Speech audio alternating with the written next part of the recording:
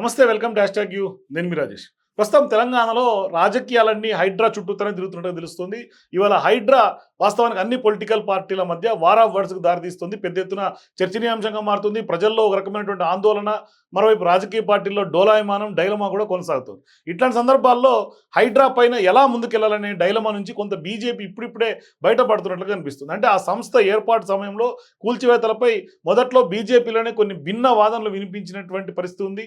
ఇప్పుడు ఒక్కసారిగా ఖచ్చితంగా గర్జించాలని నిర్ణయం తీసుకున్నట్టుగా కూడా కొంత జరుగుతున్నటువంటి పరిణామాలు వాళ్ళ అడుగులు చూస్తుంటే అర్థం చేసుకోవచ్చు. అంటే హైడ్రా పేరిట వాస్తవానికి హైడ్రామా నడుస్తుందనే ఆరోపణలకే కొంత కట్టుబడాలని ఏకాభిప్రాయానికి వచ్చినట్టుగా బీజేపీ నేతలు చెప్తున్నారు. అంటే హైడ్రా దూకుడికి కళ్ళం వేయడం ఎలా అన్న విషయంపైనే ఇవాళ బీజేపీ ఫోకస్ చేసినట్టు తెలుస్తుంది. అంతేకాదు హైడ్రాతోనే రాష్ట్రంలో మళ్ళీ దూసుకుపోయేలా కూడా పొలిటికల్ యాక్షన్ ప్లాన్ కూడా ఇవాళ బీజేపీ సిద్ధం చేస్తున్నట్లుగా ఖచ్చితంగా చెప్పుకోవచ్చు.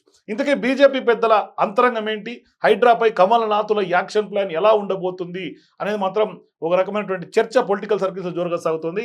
అంటే వాస్తవానికి కూడా రాష్ట్ర రాజధాని నగరంలో చెరువులు కానీ ప్రభుత్వ స్థలాల ఆక్రమణదారులు పెద్ద ఎత్తున హడలెత్తిస్తున్నటువంటి హైడ్రా పైన ప్రస్తుతం పోరాటానికి బీజేపీ రెడీ అవుతున్నట్టుగా తెలుస్తుంది. అంటే హైడ్రా దూకుడు అడ్డుకునేందుకు అవసరమైనటువంటి అన్ని మార్గాల్ని వినియోగించుకోవాలని కూడా భావిస్తోంది బీజేపీ పార్టీ. ఇందుకోసం న్యాయ పోరాటంతో పాటుగా కేంద్ర ప్రభుత్వ అధికారాలను కూడా వాడుకునే విషయం పైన కూడా ఒక ప్రణాళిక రచిస్తోంది.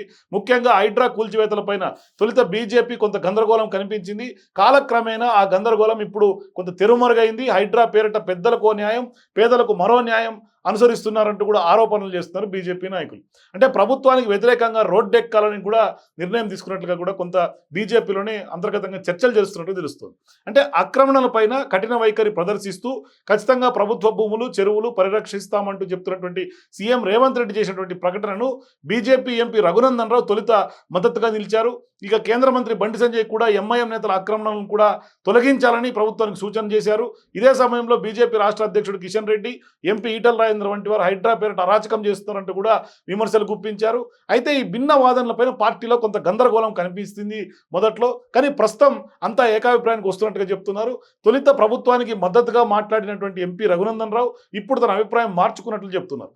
ముఖ్యంగా శని ఆదివారాల్లో పేదల ఇళ్లనే లక్ష్యం చేసుకోవడం పైన కూడా ఆయన కూడా మండిపడుతున్నారు. మరోవైపు బీజేపీ పార్టీ మొత్తం కూడా ఇవాళ హైడ్రా పైన మండిపడుతున్నటువంటి పరిస్థితి. ఇక ఇదే విషయంపై ప్రభుత్వంలో తాడోపేడో తేల్చుకునేందుకు సీనియర్ నేతలు ఎంపీ ఈటల రాజేంద్ర అడుగులు వేస్తున్నారు. హైడ్రా కూల్చివేతలపై మరో నేత చేయని విధంగా నేరుగా బాధితుల్ని కలుస్తూ వారిని ఓదారుస్తున్నారు ఈటల రాజేంద్ర. ఈ విషయంలో ప్రధాన ప్రతిపక్షం బీఆర్ఎస్ను సైతం వెనక్కి నెట్టేలా కూడా ఈటల ఒక మాస్టర్ స్కెచ్తో ముందుకు దూసుకెళ్తున్నారు. హైడ్రా కూల్చివేతలపై తొలుత ప్రభుత్వానికి మద్దతుగా అన్ని వర్గాలు నిలిచిన క్రమేపీ ఆ పరిస్థితుల్లో కొంత మార్పు వస్తుందని భావిస్తుంది బీజేపీ. ప్రధానంగా అన్ని రకాల అనుమతులు చూసి అప్పులు చేసి ఇల్లు కొనుక్కున్నటువంటి పేద మధ్యతరగతి వారికే ఇవాళ హైడ్రా శాపంగా మారుతుంది. వాళ్ళకే ఎక్కువ నష్టం జరుగుతుందంటూ కూడా బీజేపీ ఆరోపిస్తుంది. ఈ విషయంలో పేదలకు అండగా నిలవాలని ఇప్పటికే భావించినటువంటి బీజేపీ ఎంపీ ఈటల రాజేంద్ర హైడ్రా కూల్చివేతలపై కేంద్రానికి కూడా ఫిర్యాదు చేసినట్లు కూడా కొంత సమాచారం అందుతుంది. ఇట్లాంటి సందర్భాల్లో మరి కేంద్రం ఏ విధంగా ముందుకు తీసుకెళ్తుంది, మరి బీజేపీ ఖచ్చితంగా తెలంగాణలో ఎదగటానికి హైడ్రాను ఒక ఆయుధంగా మార్చుకునే అవకాశాలు ఉన్నాయి. మరోవైపు వచ్చే జీహెచ్ఎంసీ ఎన్నికల్లో ఖచ్చితంగా హైడ్రా ద్వారా బీజేపీ మైలేజ్ సాధించాలనే లక్ష్యం కూడా పెట్టుకుందాం. ఇక ఈటలతో పాటుగా బీజేపీ నేతలు కూడా మొత్తం హైడ్రాను టార్గెట్ చేయాలనే ఆలోచనకు వచ్చినట్లుగా కొంత చెప్తున్నారు. ప్రభుత్వంపై పోరాటానికి ఇదే సరైనటువంటి ఆయుధంగా భావిస్తున్నటువంటి కమల్నాథులు కాంగ్రెస్ పార్టీని ఇరుకుని పెట్టేలా కూడా అడుగులు వేసేందుకు రెడీ అవుతున్నారు. అయితే మరోవైపు హైడ్రాతో రాజకీయంగా తమకే ప్రయోజనం దక్కుతుందని ఆశిస్తున్నటువంటి కాంగ్రెస్ పార్టీ ఇప్పుడు బీజేపీ ప్రచారాన్ని, పోరాటాన్ని ఎలా తిప్పికొడుతున్నది కూడా కొంత రాజకీయాల్లో ఆసక్తికర సన్నివేశంగా మారింది. ఏది ఏమైనా రాష్ట్రంలో కాంగ్రెస్ వర్సెస్ బీజేపీ యుద్ధానికి హైడ్రానే ప్రధాన కారణం అవుతుందనేది మాత్రం స్పష్టంగా తెలుస్తోంది. మొత్తానికి హైడ్రాతో రాష్ట్రంలో మైలేజ్ పెంచుకోవాలని అధికార కాంగ్రెస్ పార్టీ ప్లాన్ చేస్తే అదే హైడ్రాతో సామాన్యుల పక్షాన నిలబడి కాంగ్రెస్ దెబ్బతీయాలని బీజేపీ ఒక భారీ స్కెచ్ వేసినట్టుగా స్పష్టంగా చెప్పొచ్చు.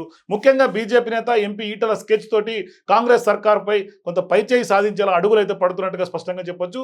దీంతో ఇక హైడ్రా ముఖ్యమంత్రి రేవంత్ వర్సెస్ ఎంపీ ఈటలుగా మారే ఛాన్సే ఎక్కువ శాతం కనిపిస్తున్నాయి. కానీ వాస్తవానికి బాధితులందరూ రోడ్డు ఎక్కుతుంటే వాళ్ళందరికీ కూడా ఇవాళ బాసటగా ఈటల రాజేందర్ నిలబడుతున్నాడు. మరోవైపు కేటీఆర్ కూడా కొంత తాజాగా కామెంట్స్ చేసి ఖచ్చితంగా హైదరాబాద్ నగర ప్రజల కోసం మేమంతా ఉంటాము, ఏ క్షణంలో ఫోన్ చేసినా మేము వచ్చి వాళ్తామని చెప్పినప్పటికీ బీఆర్ఎస్ కంటే కూడా కొంత బీజేపీ ముందంజలో ఉంది. మరోవైపు రేవంత్ రెడ్డి కూడా ఏదైతే మంచి ఉద్దేశంతో ముందుకు అడుగులు వేసినా అది వాస్తవానికి ఆయన ప్రభుత్వానికి ఆయనకు కూడా కొంత చేదు అనుభవాలు మిగిల్చే దిశగానే అడుగులు పడుతున్నాయి. ఇట్లాంటి సందర్భాల్లో ఖచ్చితంగా వ్యతిరేకత రోజు రోజుకి పెరుగుతోంది. హైడ్రా పట్ల ప్రజల్లో అభిప్రాయం మారుతోంది. మొదట్లో ఉన్నటువంటి అభిప్రాయం ఇవాళకి లేదు. మొదట్లో ఉన్నటువంటి అభిప్రాయం అంతా ప్రజలు చెరిపేసుకున్నటువంటి పరిస్థితి.